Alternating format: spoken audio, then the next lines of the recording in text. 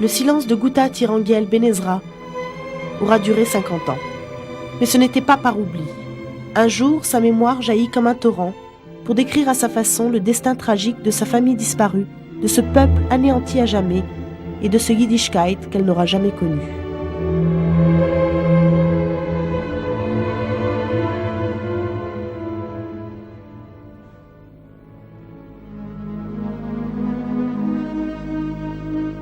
Mon silence n'est pas le vôtre. Il n'a jamais eu de mots. Enfant d'abîme, au regard bleu d'effroi, ne connaît que l'abandon. Banalité l'en remplace l'absolu. Survie devient vie. Aux racines mortifères, ombre de lui-même. Il devient tronc. Fleurs desséchées avant de fleurir. Parfum sans arôme de la rosée.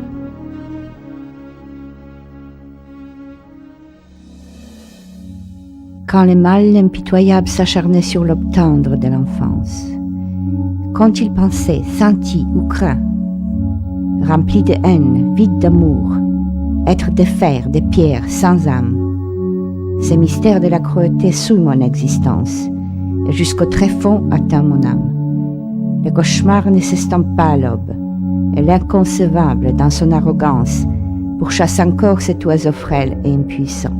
En détresse, abandonné, sa parole étouffée par l'horreur, privé d'innocence. Au spectre du génocide, se rappelle du conscient aucun besoin de causer l'inconscient. Les sorts de Bosniak, ces sanglots silencieux, d'être au présent. יום אחד אני יצאתי לשוק וראיתי שמובילים חסידים, ובאותו יום ירד גשם והושיבו את כל החסידים בתוך השלולית. ואני עמדתי והסתכלתי, כמו שאני מסתכלת, אני רואה שני גרמנים הולכים, ושניים אחרים עם טהר, ומוציאים את הרב וגוזזים את זקנו של הרב. ואני עמדתי והסתכלתי, וכל כך נדהמתי מזה, והדהים אותי עוד יותר שהרב לא בכה, אלא אמר, תתפללו, תשירו, תשירו, תתפללו. ואני רצתי הביתה, פתחתי את הדלת ונתתי צעקה, סבתא, אין אלוהים בשמיים. הסבתא שאלה אותי, מה קרה לך נכדתי? אז סיפרתי לה, אז היא אמרה לי, לא את תשפטי את מעשה אלוהים. אם אלוהים ראה, ולא העניש את הגרמנים, והרב לא בכה, סימן שאנחנו קרובים לגאולה. ואת נכדתי, תשבי לידי ותתפללי לנשמתו של הרב. אני מספרת לך היום שאני ישבתי ליד סבתא אבל לא התפללתי, מאותו יום לא התפללתי יותר, כי חשבתי שלו היה אלוהים בשמיים, היה מסנוור את עיני הגרמנים, או היה משתק את ידיהם, ואם הוא לא עשה כלום, סימן שאין אלוהים. Rempli de honte et de colère, la mémoire garde les liens rompus et présents, comme un chant qui a erré. Un demi-siècle durant, elle enfle les nuits d'air inquiétant. La graine sanglante perdure au hurlement pour fleurir comme les lilas à chacun des printemps. La tragédie a laissé en moi la peur d'être juive. Et la tragédie en même temps laissait chez moi les sentiments d'injustice, les sentiments d'horreur et une grande révolte du fait que les miens ont été de cette façon cruellement tués, anéantis, et que si moi je cessais d'être juif, les Allemands auraient réussi à détruire cette culture et ces peuples. Cette conscience était constante, elle revenait par flash. Le 25 octobre 1940, un jour avant la naissance de Ghouta, Sa famille et tous les autres juifs du shtetl de Minsk Mazowiecki en Pologne centrale furent entassés dans des maisons constituées en ghettos sous la supervision des SS. Les juifs perdirent complètement leur liberté de mouvement. À l'époque, Myriam Karmi, qui vit aujourd'hui en Israël, avait 17 ans. Elle fait partie d'une vingtaine de survivants de ce ghetto de 7000 personnes. ואמרו, יש לכם גטו, ואתם כולם עוברים לרחוב שיניצקה ונג'צ'נה. וזה הגטו, והרינק, חצי רינק שייך ליהודים, החצי השני לפולנים. היה חיים קשים מאוד, היה עוני. הוציאו את האנשים מהבתים הגדולים, מרחוב הרשסקה, את כל האלו העשירים דווקא, והכניסו אותם למקומות העניים. כל דירה, כל משפחה הייתה צריך לקחת אליה עוד משפחה, עוד אפילו 2. הצפיפות הייתה גדולה, באה מחלת הטיפוס מהכל זה. 21 août 1942, l'action de liquidation du ghetto eut lieu. 1000 personnes furent tuées sur place. Moshe et Rachel Tirangiel et leurs 2 bébés, Guta et Esther, survécurent à l'action en se cachant dans une tour hydraulique. Environ 5500 juifs furent déportés vers le camp d'extermination de Treblinka pour y être gazés immédiatement. Les 500 survivants errèrent dans les environs, fuyant les SS. הלכו מבית לבית והוציאו את היהודים לרינק, לשוק. זה היה ליד הכנסייה, מגרש ענק, ושם אמרו להם כשמביאים אותם לעבודה. אבל אנחנו כבר ידענו, כבר שמענו על טרבלינקה, לא האמנו, אף אחד לא האמין שיש כזה דבר, אבל שמענו שיש מוורשה כבר משלוחים לטרבלינקה, וכל אחד התחיל להסתתר. Ja widziałam, jak ich pędzili. Ich pędzili ulicą spółdzielczą koło mleczarni. Tutaj. I ci banszuce, te Ukraińcy, ci Ukraińcy, co przeszli na niemiecką stronę, mówię o tych Ukraińcach. Tak, bo oni tam gdzieś się bili i oni później mundury mieli niemieckie im pozakładali, bo w Janowie był taki oddział specjalnie, Niemcy zrobili samych Ukraińców i nimi się posługiwali. Także ich pędzili od rynku, pędzili ich tutaj tą ulicą, nie wiem jak się teraz ta ulica, kiedyś to była klasztorna, teraz Spółdzielcza chyba się nazywa.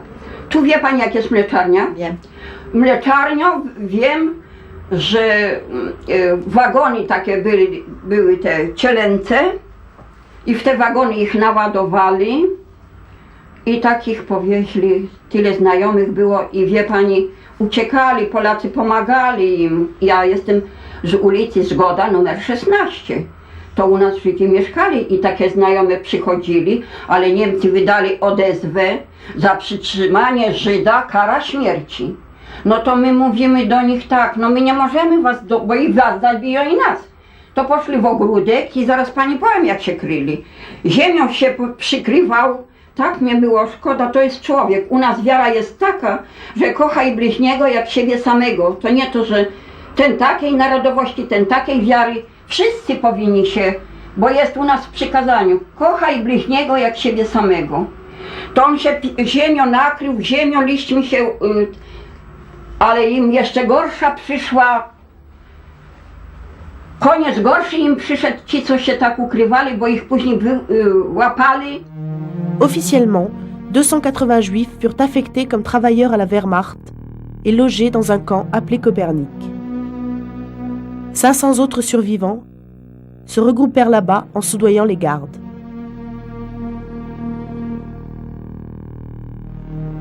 Toutefois, les SS exécutaient sommairement les illégaux. La plupart des gens qui se sont cachés dans les forêts environnantes n'ont pas pu rester plus longtemps que quelques jours dans les cachettes puisque la nourriture leur manquait et les conditions n'étaient pas favorables pour pouvoir survivre. Ils sont donc revenus au seul endroit où il y avait une autorisation temporaire de rester, c'est dans les camps de Copernic. Dans ces camps de Copernic, seules les personnes qui étaient sur la liste de la Wehrmacht étaient autorisées d'y résider. Par conséquent, les autres, il fallait les cacher. Je suppose que ma mère et moi-même et ma petite sœur devions être cachées. אותי תקף לקחו לעבודה, בחורה צעירה, והם צריכים לעבודה, ולקחו, היו באים כל בוקר, היה בא כמה קבוצות של גרמנים, וכל אחד לקח למקום עבודה שלו לעבודה. אני למשל לרוב הלכתי בשורה יחד עם ברגר, ובדרך שהייתי הולכת איתה, זה היה גוי אחר שהיא שמרה לה את שני תינוקות, שהם תודה לאל בחיים עם עכשיו בקנדה, אז היא הייתה זורקת לה לפעמים סנדוויץ', חתיכה לחם, שהיא תדע שהילדות, שתי הקטנות עוד בסדר, זה היה סימן שעוד לא תפסו אצלה שתי התינוקות האלו. Plusieurs enfants du camp de Copernic furent confiés à des familles de chrétiens polonais qui risquaient leur vie en tentant de sauver ces enfants juifs. La plupart d'entre eux furent trouvés et tués par les SS. 3 bébés survécurent, Guta Tirangiel, Basia et Dana Berger. Les sœurs Berger furent sauvées par une chrétienne de Minsk Mazowiecki. Her name is Apolonia Chmielewska. I think it was not a moment of hesitation on her part, that it was her mission to save us. I think that my survival is really due to the friendship, because if our adoptive mother saved us, it's because of her love and friendship with our mother. J'étais confiée à une famille chrétienne qui s'appelait Józef et Bronisława Jaszczuk le 26 octobre 1942, puisque je me souviens de ce qu'on m'a raconté par la suite. J'avais exactement 2 ans lorsque on m'a sorti du camp de Copernic en me jetant par-dessus les murs, puisqu'il y avait des murs et des fils barbelés autour, dans un panier à osier. On m'a donné un faux baptême et on m'a confié à une famille qui m'a pris pour quelques semaines, puisque mes parents ou ma mère et mon père, qui semble-t-il appartenaient à une organisation de résistance et qui arrivaient d'une certaine façon à organiser des moyens matériels pour pouvoir s'assurer que ces enfants vont être confiés à des familles chrétiennes. Ma sœur a été sortie, semble-t-il, dans les mêmes circonstances. Il ne fallait pas qu'on sache qu'il s'agissait d'un enfant juif. Il semble que ma mère a réussi à venir me voir une fois. Entre le moment fin octobre et la fin tragique qui est intervenue le 10 janvier 1943, elle a réussi à venir me voir. Je me souviens, non pas avec mon esprit, mais avec mon corps et mes émotions, je me souviens de sa visite. Je me souviens en plus, d'autant plus que par la suite j'avais des cauchemars constants où je voyais ma mère partir par la fenêtre comme un oiseau, en volant à l'extérieur avec les cheveux au vent. J'avais ces cauchemars tellement souvent, après déjà la guerre, après qu'elle ne soit plus là, que dans mes cauchemars, je me levais vers la fenêtre et je voulais partir derrière elle. On me retrouvait le matin assise sur les parapets en train de sangloter. Ça a duré pendant de nombreuses années après la guerre. The lady that took us in couldn't keep us with her because right away some Poles were trying to blackmail her to get money under the menace that they will denounce her, that she had Jewish children with her. So very soon, I think in few days, she had to arrange some other hidden places. And she arranged for my sister, who was a baby, and luckily for her, these things counted at this time. She was blonde with blue eyes. Talking about such banal detail, I'm moved. It's very sad that the color of your eyes or your hair can save your life. Le 10 janvier 1943, les personnes qui se trouvaient dans les camps de concentration de Copernic ont été également liquidées d'une façon extrêmement cruelle et brutale, comme ils n'ont pas voulu sortir pour être exécutés dans les cimetières comme les personnes auparavant. Pendant les 2 mois précédents, ils ont commencé à résister en jetant les pierres, en jetant tout ce qu'ils avaient sous la main et en se jetant de façon désespérée sur les gardes SS. Cette résistance a enragé les Allemands. Pour ne pas risquer d'être attaqués, ils ont mis le feu et ils ont brûlé vivant toutes ces personnes qui s'y trouvaient dedans. Ma mère, ma tante et probablement d'autres tantes et oncles s'y trouvaient dans ces camps de Copernic. Je savais avec certitude que ma tante Hannah s'est jetée par la fenêtre. Son corps était pendu au 2e étage, à moitié troué de balles et à moitié brûlant, parce qu'elle a essayé d'échapper. Ja nie widziałam, bo ja się tam bałam podejść. To było okropne. Krzyk był słychać u nas na Zgodnej ulicy. To tylko ja słyszałam z ulicy Zgoda. Jaki krzyk? Krzyk ten, jak zaczęli podpalać, to przecież pani wie, jaki był krzyk tam? Taki jęk. O Cały Boże, jęk. co to się działo? Co to się działo? To pani To nie... długo trwało. 2 dni, tak? Pani pamięta? To było okropne. To było okropne. Donc je suis restée avec cette famille, puisque mon père a disparu dans les ruines des ghettos de Varsovie. Quelqu'un a dénoncé cette famille à la Gestapo. La Gestapo est venue durant la journée. Ils ont amené ma gardienne, Bronia, en prison. Et moi, je ne sais pas où j'étais à ce moment-là. J'ai dû être probablement mise dans une cave ou dans une armoire parce que c'était les endroits où on me cachait dans ces moments-là.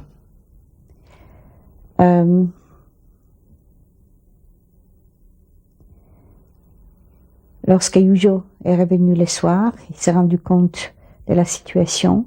Il a essayé donc d'organiser de l'aide. Et comme les gardes allemands et les Gestapo étaient toujours corruptibles, qu'il y avait moyen de leur payer et d'obtenir certaines faveurs, toute la ville ou tous ceux qui pouvaient l'aider ont aidé.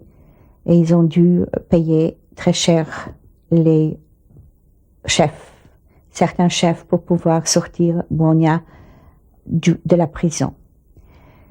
Ça a duré environ 3 semaines et pendant ce temps-là, évidemment, toute la famille de Bronia et Yujo ont été extrêmement paniqués, que toute la famille, une fois la chose confirmée que Bronia a gardé un enfant juif, toute la famille risquait la mort.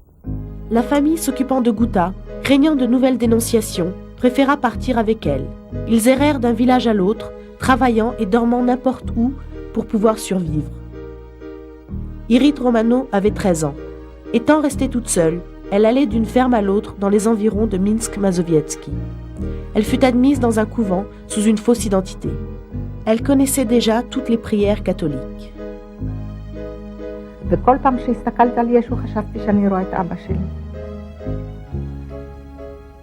לאט לאט התחלתי להאמין בנצרות. ולא רק שהאמנתי, אלא בשעות הפנאי, היית הולכת לכנסייה על דעת עצמי כבר מבלי שמסתכלים עליי, גם בלי להראות כבר. הייתי יושבת בכנסייה על ספסל, או קורא ברכיים, ומבקשת מישו שיעזור לי לחיות. ומבקשת ממנו שייעץ לי מה לעשות. אני לא צריכה להגיד לך שלשמור בסוד כל כך הרבה שנים שאני יהודייה, ולא לספר לאף אחד, אפשר להתפוצץ. אז כשהייתי בשדה עם הפרות, הייתי מספרת לאוזן של הפרה, הייתי מספרת. ופה זה היה נהדר. J'ai survécu, ainsi que mes gardiens. Nous sommes revenus dans la maison, dans leur maison en 1944, au printemps, parce que les Russes sont arrivés à Minsk-Mazovietsky, qui était du côté l'est de Vistule, et ils ont occupé donc la ville bien avant que Varsovie et le reste de la Pologne étaient libérés. À partir de ce moment-là, nous savions au moins que nous étions sains et saufs, mais les difficultés ont continué bien longtemps parce que la faim, les maladies et l'atmosphère qui a été créée dans la population, évidemment, par les efforts, la propagande allemande, les difficultés ont créé une situation même difficile entre les Polonais eux-mêmes. Il y avait des fractions qui se battaient. Il y avait plusieurs groupes de partisans, des groupes de partisans avec des idéologies très différentes, les communistes, les fascistes et l'armée Krajowa, qui est l'armée nationale, libéraux. Et ces groupes s'entretuaient pendant de nombreuses années ensuite. Quand j'avais 9 à 10 ans, j'ai vécu dans une sorte d'incertitude avec qui je vais rester, avec qui je vais partir, parce qu'en 1945, le seul survivant de ma famille, mon oncle, Meir, est revenu de Russie. Il est venu avec l'armée soviétique. Et il essayait de retrouver sa famille. Il m'a retrouvé donc chez la famille Yashchuk. Et il était normal qu'il essaye de me reprendre à cette famille, puisque c'était les survivants revenaient dans les villages dans les années 45-46 pour retrouver les traces, pour retrouver leurs biens, pour retrouver les proches. Et ils se groupaient ensemble pour pouvoir se protéger également contre la population qui est restée encore avec des sentiments extrêmement violents et parfois très antisémites. אני לא הייתי עוד מסודר, אבל רציתי לקחת אותה. והוא מצד אחד, הוא אהב את קניה, למה שלא היו לו ילדים, הוא היה כמו אבא. אני ביקשתי ממנו שהוא ייתן לי, שנשארתי לבד, אז הוא כמעט בכה והביא לי סכין, הוא לא כמעט, הוא בכה, הביא סכין ממטפר, אמר, תהרוג אותי ואני לא יכול. J'avais très peur d'être des juifs parce que pendant toutes ces années-là, chaque fois qu'on prononçait les mots de juifs, il s'agissait de menaces de mort, il s'agissait de quelque chose d'interdit, de quelque chose menaçant. Je voulais évidemment pas aller avec les juifs parce que dans mon esprit d'enfant, c'était toujours aller vers la mort, vers les feux, vers la destruction. Par conséquent, je m'accrochais à mes parents adoptifs et je les suppliais de me garder. Mon oncle n'a pas réussi, ni m'enlever, ni les procès qu'il a faits n'ont pas été en sa faveur. Il a dû partir, comme la plupart des autres survivants. Il est parti soit à l'ouest, en France, aux États-Unis, ou en Israël. Lui, il a choisi de partir en Israël. Donc, à partir de 1949, mon sort était décidé. J'ai resté avec ma famille adoptive. Je devenais Geneviève Yashchuk, fille d'une famille polonaise chrétienne. J'ai fait ma communion et j'ai intégré normalement tous les autres enfants en essayant d'oublier les 10 premières années de ma vie. Comme pendant les 10 premières des années de ma vie, j'ai été un enfant émotif, pleurnicheur, plein d'inquiétude, probablement agité, somnambule, faisant des cauchemars, criant durant les nuits. I was brought up as a Polish Catholic child. I was brought up in Catholic tradition, knowing all the time that my parents were Jewish.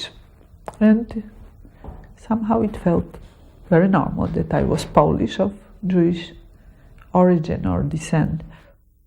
I didn't suffer too much of it because somehow my survival skills are good enough, I guess, so I managed to always, I don't know, function the way that I wouldn't antagonize people or that I would have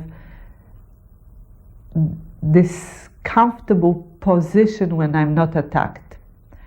As a child and later teaching at the law school, still I would be exposed to it.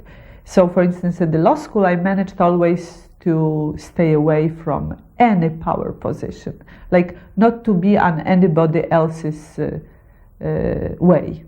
I would do my thing. At school, it was maybe some other strategy. I was very good student, very, very good. So I would make sure that people depended on me, that they were needing me. So, and I was popular, and so I didn't suffer much of the anti-Semitic attacks like someone else could. To me, it was something like totally normal at that time to be Polish and Jewish. Being Jewish didn't mean much that time because there was not like a meaning to it. I mean, I knew I was Jewish, well, because our parents were killed by the Germans because they were Jewish. But what that really meant, it was that, well, some people would call us names occasionally, or we knew there was some anti-Semitism around, but it didn't mean much. We were not, I was not brought up in a Jewish context.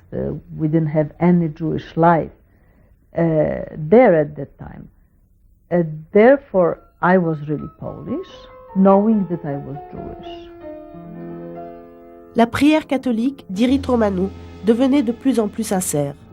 Elle souhaitait demander à la Mère supérieure de l'aider à devenir une vraie chrétienne. La nuit de sa grande décision, elle fit un rêve. אני הולכת לקטוף פרחים, ואני נמצאת בשדה. והשדה כזה גדול, אינסופי.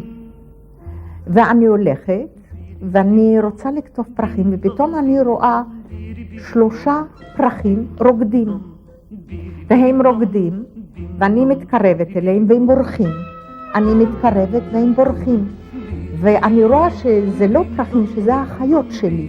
ואני רואה שכל פרח זה פנים של אחות שלי. ואני צועקת, טובה, אתה, חיה, חכו לי.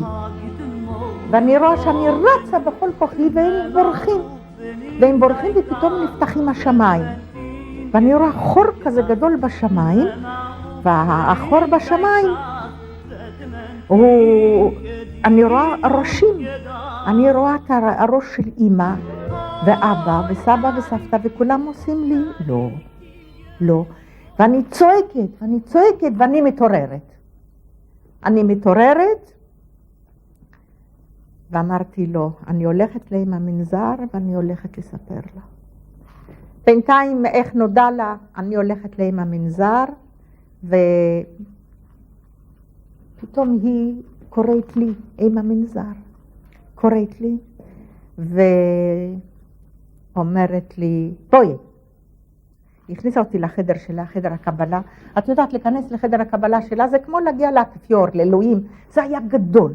והיא הייתה כזאת גדולה, ענקית כזאת, והכובע הגדול הזה. והיה לה צרור המפתחות, וכל פעם שהיא הלכה, הלוך עם צרור המפתחות, רק הצליל הפחיד אותי. והיא אומרת לי, שבי! וככה אני התיישבתי. אז היא פתאום שואלת, תגידי, זה נכון?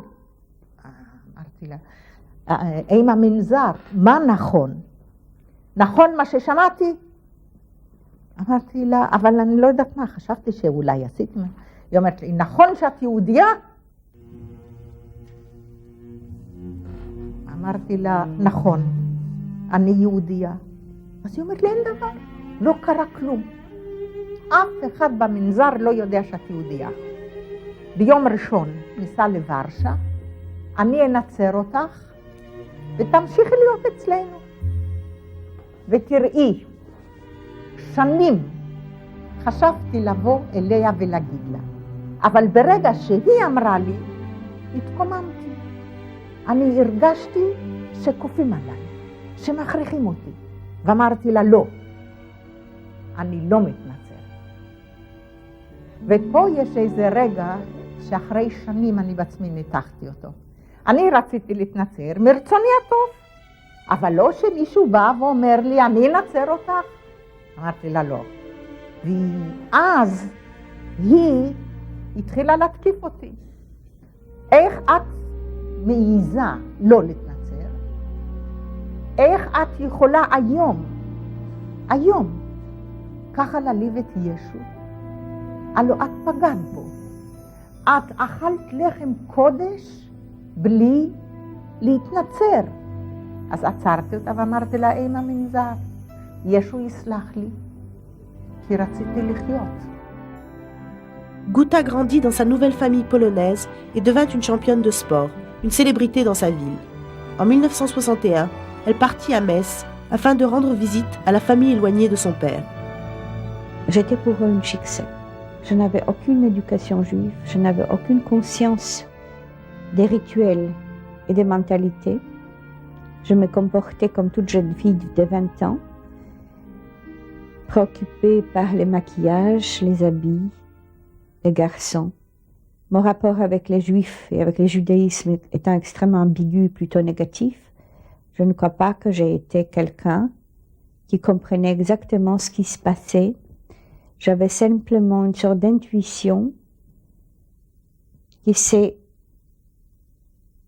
manifestée d'une façon très soudaine, très inexplicable.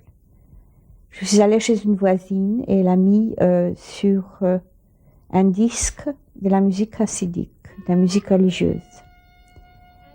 Les sons de cette musique m'a bouleversée tellement que j'étais en train de sangloter et ma décision de rester en France et de devenir juive a été faite sans aucune pensée.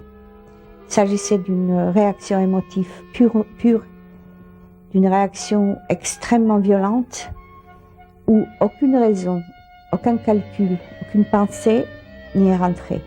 C'était une décision de mon corps. C'était une décision de mon âme. Ce n'était pas réfléchi. Du feu destructeur au feu créateur. Rayon de lumière créatrice me permet de former les images issues de ma mémoire des choses et des sentiments longtemps refoulés. Comme un sanglot, la liberté s'effraie un chemin. L'ombre devient lumière, les ténèbres s'estompent. Et doucement, en palpitant, la sagesse s'approche. L'intensité du jour remplace la nuit, souffrant au rêve, enfin créateur. Avec les images projetées comme une fusée sur laquelle l'ego tergiversant n'avait plus de contrôle, j'ai pu trouver une voie pour partager ma fidélité à l'intelligence de la sensibilité. Il m'a fallu découvrir ces moyens pour dépasser les contraintes de la langue maternelle, celle génératrice du sens, qui par son absence me plongeait irrémédiablement dans l'enfer d'incertitude et le vide de la destruction. Dans mon corps sans mémoire, le silence va durer. Les images qui suivent, ces langages universels non enfermés dans une grammaire et une syntaxe particulière, à une identité donnée, héritée des ancêtres, m'a permis d'assumer ma vie avec la mort. Par une série de hasards, je me suis retrouvée dans une leçon d'aquarelle et que la troisième leçon, une fois que j'avais les pinceaux et les couleurs achetées, j'ai peint la première peinture qui était complète, qui était belle. J'étais complètement stupéfaite. J'ai regardé mes mains, j'ai regardé la peinture et j'avais l'impression qu'il y avait quelqu'un entre nous qui a fait ce travail. Je rentre dans une sorte de transe. Je choisis les couleurs. Je sens le besoin de le faire.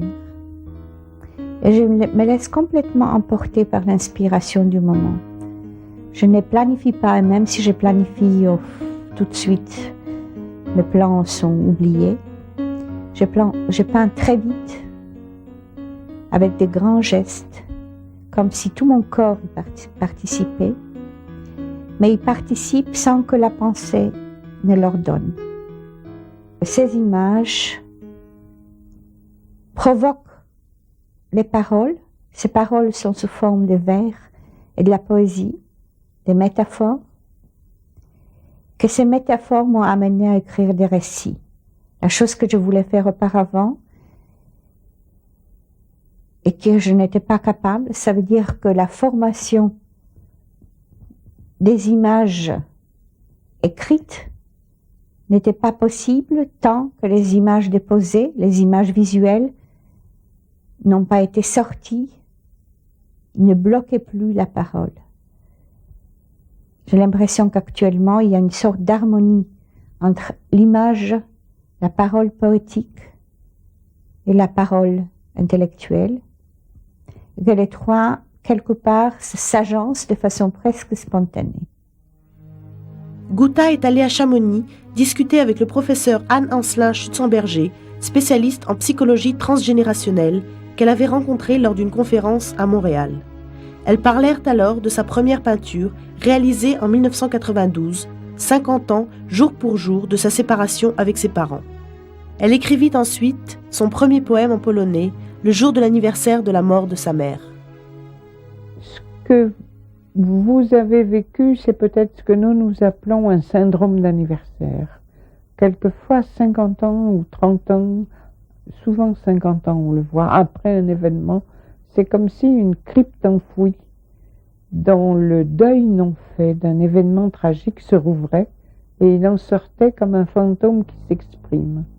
Et pour vous, ce serait peut-être la peinture. Vous m'avez fait passer quelques photos de vos peintures et on a l'impression qu'on voit un fantôme dessus.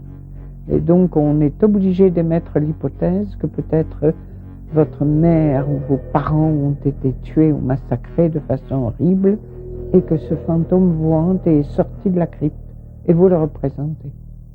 Comme si quand il y avait des choses trop tragiques et totalement inadmissibles qui étaient arrivées pour un individu ou une famille, un choc trop grand, comme un meurtre, un assassinat, un génocide, un viol, des choses comme ça, on n'en parlait pas et c'était devenu un non-dit ou un secret qui était enterré comme dans une crypte à l'intérieur des descendants et dont pouvait sortir comme un fantôme qui hantait et parlait pour les gens. Et il vient de sortir un livre qui s'appelle L'enfant de remplacement du professeur Porot, et il dit que l'enfant de remplacement a le choix entre la psychose et la créativité artistique. Et il me semble que vous avez choisi la créativité artistique. Donc ça s'inscrit tout à fait dans quelque chose que nous connaissons bien maintenant. J'ai touché la source de ce qui a été déposé, mes propres émotions et les émotions des autres. Et que comme enfant, j'avais surtout les yeux pour voir et pas de mots pour les dire et pas de concepts pour les comprendre. Ces images se sont quelque part déposées dans mon corps. Ils ont été enregistrés et qu'à partir du moment que je pus leur donner un sens et que mes concepts et ma volonté de revenir par la lecture et par mon intérêt a joint les émotions déposées, il y a eu comme une sorte de déclic. Et que ce déclic me permet de sortir ces images sans qu'il y ait aucune obstruction. J'ai fini un certain cycle. Le cycle de retrouver mon identité, de retrouver mon lien émotif avec mon être juif, avec ma famille, avec mes ancêtres, avec toute cette lignée dont j'essayais d'apprendre en lisant des livres, en fréquentant les milieux juifs, en écoutant les conférences, en allant en Israël. J'essayais de retrouver cette appartenance, cette aisance, cette certitude d'appartenir à cette communauté. J'avais toujours des difficultés. Ma tête, ma raison me disait oui. Mes émotions étaient résistantes parce que dans ces émotions, il y avait d'une part cet amour des miens et d'autre part cette peur, cette angoisse des miens. 2 fois dans sa vie, Guta a agi d'une façon irrationnelle. Il s'agissait à chaque fois de sa relation avec le judaïsme. Sa peinture exprime souvent de nombreux symboles inspirés du mysticisme juif et de légendes yiddish. Elle a consulté à ce sujet un expert canadien de la Kabbale, le professeur Ira Robinson. Scholars looking at the phenomenon of secular Jews, secular Judaism, Jews who don't have or don't feel they have any real, actual, substantial connection with Judaism as a religion. Nonetheless, many scholars have looked at prominent Jewish personalities like this and have seen very much a connection with the Jewish mystical tradition. Books have been written about Sigmund Freud and the Jewish mystical tradition, though the one thing you can say about Sigmund Freud is he was no Jewish mystic. A book has been recently written on Franz Kafka and the Jewish mystical tradition. Jewish women did not have access to the book learning that was the ideal for Jewish men. Nonetheless, they sustained a rich spiritual life for themselves. On est un certain nombre à travailler sur ce qu'on appelle le transgénérationnel.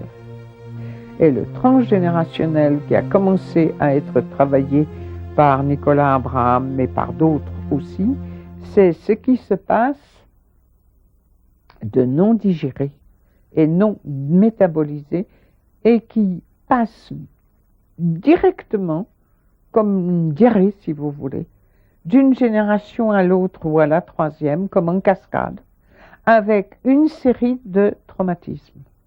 Alors que quand les choses peuvent être parlées, elles sont ce que nous appelons un intergénérationnel, c'est-à-dire que par exemple dans la famille Bach où on était doué pour la musique, eh bien on parlait de la musique, on enseignait la musique et c'était transmis d'une génération à l'autre.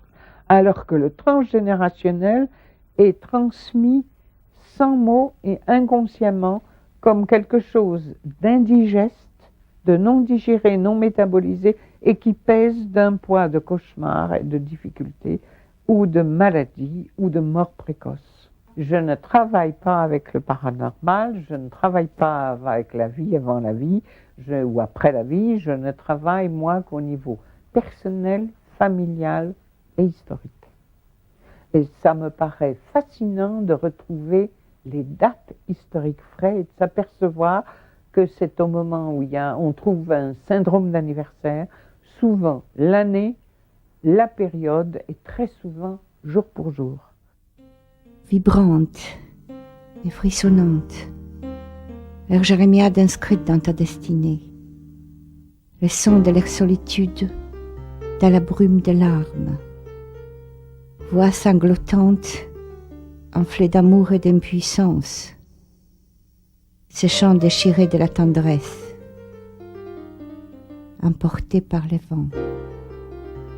Souls are portable, and within the Jewish tradition, and particularly within the Kabbalistic tradition, it's believed that it's possible for one to possess either a recycled soul, a soul that has had a bodily existence or existences previous to this. It's possible as well to be for one body to share, to share space with several souls, where this process is called ibur, which means in Hebrew literally pregnancy, where after all a pregnant woman is sharing her body with another being. There are cases invoked by Kabbalists of magidim, that is, angels who are giving ideas, instructions. I did find, I think, was that there was a surface meaning to what you were writing and what you were painting. And I could certainly detect beneath that a certain spiritual power. Ces images imprimées sur 4 générations, vous les avez directement. Ce serait intéressant. Ce qu'il y a, c'est que si vous les peignez, si vous en parlez à des gens qui, comme moi, sont capables de le comprendre, vous délivrez vos enfants et petits-enfants de la nécessité de rêver ces cauchemars, puisqu'on va pouvoir le métaboliser, c'est-à-dire en parler.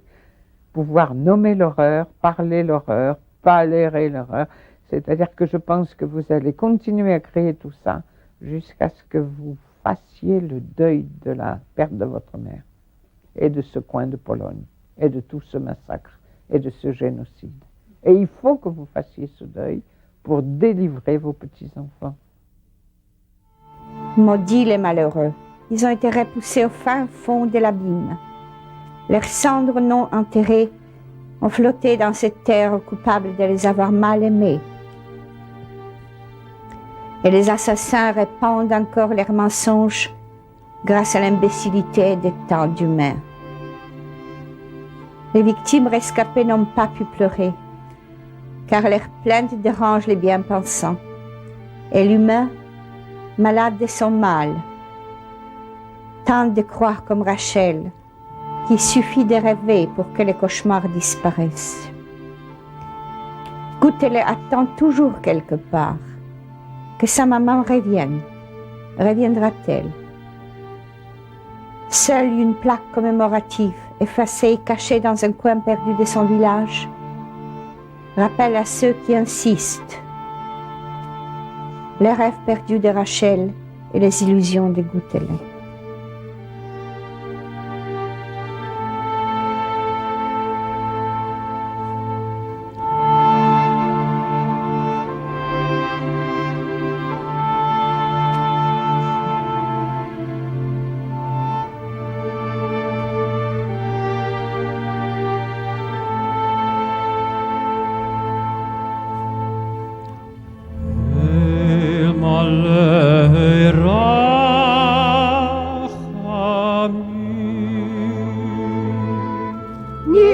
Przychodzi. Nikt nie przychodzi. Nikt odwiedzać też nie przychodzi, nie. Odwiedzać nie przychodzi. No nieraz widzę, że się świeczki palą, ale w tym roku to nie widziałam. Tutaj, przy tym pomniku, No tak? To ludzie przyjeżdżają? Ale w tym roku to nie widziałam. Przyjeżdżają nieraz. Pierw to często przyjeżdżali. A teraz nie. Teraz to nie widzę Chyba wcale. już powymierali ci, co mogli przyjeżdżać, co? Słuchaj, Już powymierali ci, co mogli przyjeżdżać. Tak. Tak. Tu mieszkał tu w Mińsku taki Dajblum się nazywał. Tak. Szklarz. Tak. To często tu przyjeżdżał, tak. Dobry nasz znajomy. Aha. Przyjeżdżał. No a tak to co? Zarosło wszystko, ale jednego w zeszłym roku czy 2 lata temu to wojsko powycinało, wszystko porządek zrobili. Tak. A w tym roku jakoś tak na razie może na wiosnę.